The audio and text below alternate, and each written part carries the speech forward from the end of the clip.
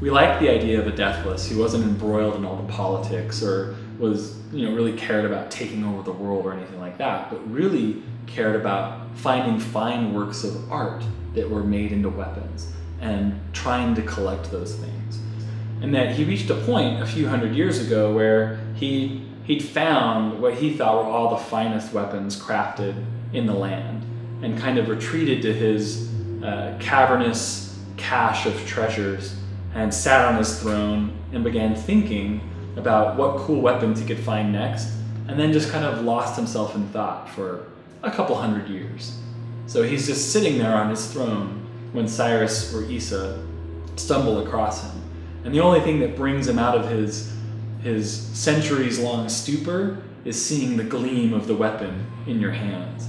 And his lust for your weapon starts to reawaken him and bring him back to the world where he realizes that there's these two new deathless out there with all sorts of shiny new toys that he wants for himself. And so he's going to track you down and try and take them from you. And we thought, what if we could use the systems of the game to make someone who every once in a while, this character, the collector, would just show up.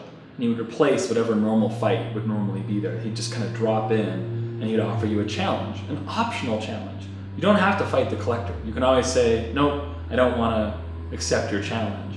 But if you do, we thought it'd be so cool to give him a cache of weapons that were custom only to him, that you could only collect by beating him multiple times and winning a weapon that he has in his inventory.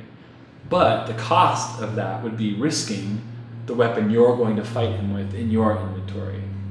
And the next time you fight the collector, you'll have to try and win it back from him before you can even get on to the next item in his list that's rare and exclusive to him. So it creates this really cool balance in the gameplay. Oh, and be on the lookout for a sale on currency that's coming soon to the store, where you'll be able to get double the amount of chips or gold for the price you'd normally pay. It's going to be awesome.